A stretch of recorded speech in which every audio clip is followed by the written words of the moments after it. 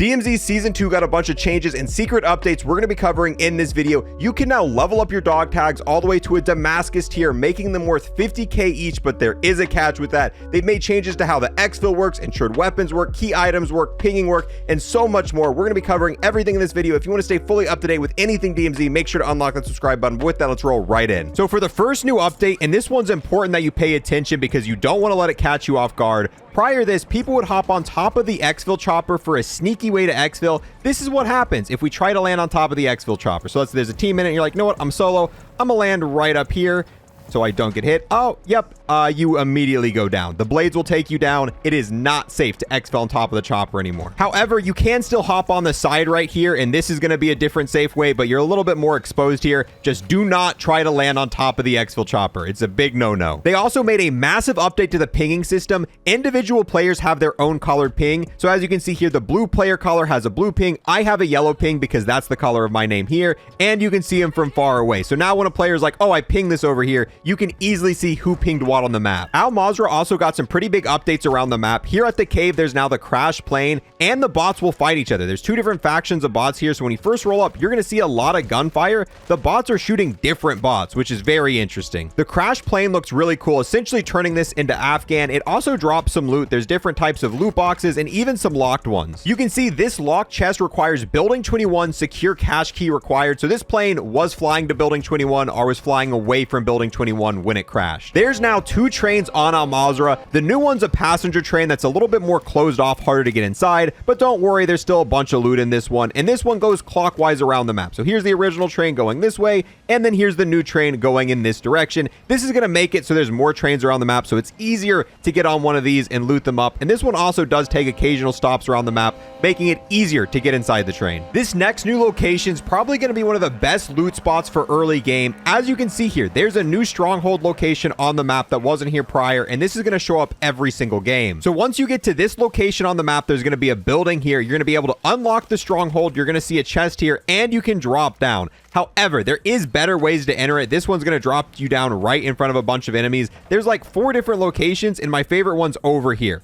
We can head down to this little tunnel, go ahead, open it up, and now you're not dropping down into a bunch of enemies. So this is my recommended way to get into the building. There's going to be a couple enemies per room. It's not too bad, and there's going to be a couple chests per room, and it's an easy way to get a bunch of loot early game. There was a small but helpful update at the airport. There's now a ramp right in front of this vehicle. You used to have to drive it down the road right there, but now you can just hop it right off this, saving a bunch of time. The next update's pretty unfortunate. They've actually closed off the access to hotel room 303 and 304. Prior to this update, if it wasn't a stronghold, you could drop in through that spotlight and you could get all the great loot in this area, and this was one of the best spots to loot when you first spawned in, especially if you were near this area. But nope, you now have to have a key to be able to open up both those doors, and it seems like every massive update, they're closing off more and more areas that you don't need keys for, making it so if you want to get good loot, you're pretty much going to need a key. The locations that the Chemist gas zone can spawn in at have also changed. If we open up our map right now, our zone's currently over the airport. That wasn't possible prior to this update.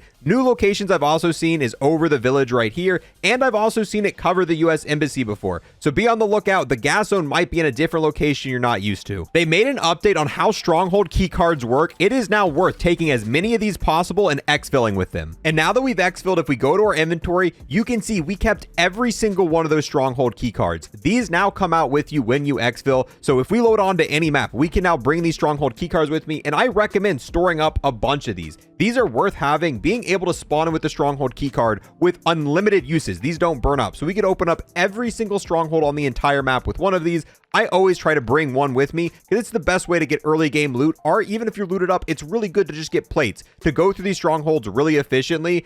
And I'm always going to try to keep about 10 of these. That way, if I do die and lose everything, it makes just getting set back up so much easier. I'm not sure how I feel about this change, but they've updated the locations for the dead drops. Most of the old locations are gone, and they've added in new locations. There's a location right here on Observatory, but on top of that, you can also now dead drop weapons. So I picked up this weapon here. We're going to deposit that, and that's going to cool down our insured slot. So if you have a bunch of extra weapons laying around, you'll get some really easy cooldown time. Here's another dead drop location I was able to find. This one's at the cave here on the map. Another big part of this update that I think people are really going to enjoy, they have nerfed the amount of time it takes for your insured slots to cool down. Prior to this update, it took 2 hours for your first insured slot to cool down, It took 4 hours for the second one, and it took 6 hours for the third Insured slot. They have made it way less. If you lose your first Insured slot now, it only takes 1 hour to recharge. The second Insured slot only takes 2 hours, and the third one only takes a total of 3 hours. I've been playing for a few hours now, and I've been able to cycle through these. I used my first one, I lost it, and then I used my second one, I lost it, and then I lost my third one, and I lost it, and my first one's ready to go again. And by the time I'm done with this one, the Insured slot number 2 is pretty much going to be ready as well. So if you're cycling out through all 3 Insured slots, you're pretty much always going to have at least one Insured weapon to take with you. They've once again updated the operator spawn points around Al Mazrah, so if you load into a new area, don't be surprised. This is probably to stop people from spawn killing, but we've already found multiple spawn points where we're able to see enemy operators right away at the spawn. In DMZ Season 2, you're going to notice some items now have a blue border around them. This isn't just cosmetic. This actually has a meaning behind it. The gold items are still here, and this means the items are rare. However, the blue border around an item means you're able to extract with it and either store it in your key stash or your key item stash. So obviously all the keys are now blue,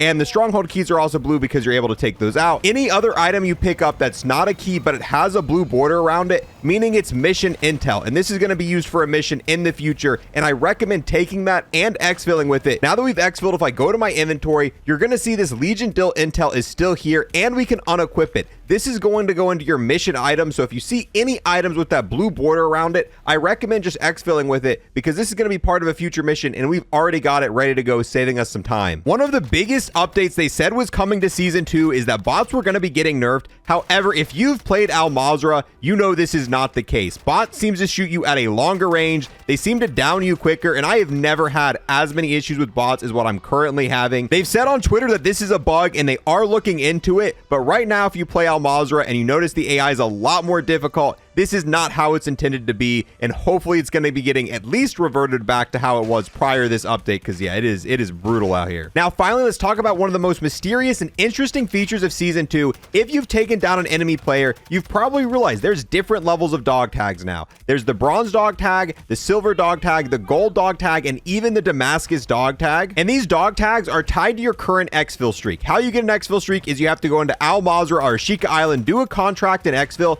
and your exfil streak's going to go up. If you're playing Building 21, you just have to exfil, and your exfil streak's going to go up. So once you get one exfil, nothing's going to happen. However, once you get that second exfil, your dog tag is going to then turn into a silver dog tag, now being worth 5K instead of the standard 2,500. Then once you get a 5 exfil streak, your dog tags are now going to be golden, and they're going to be worth 25K. Once you are on a 10 exfil streak, which is the max, that's when you get all of the perks, your dog tags in game are going to be Damascus, and they're going to be worth 50K when people sell them.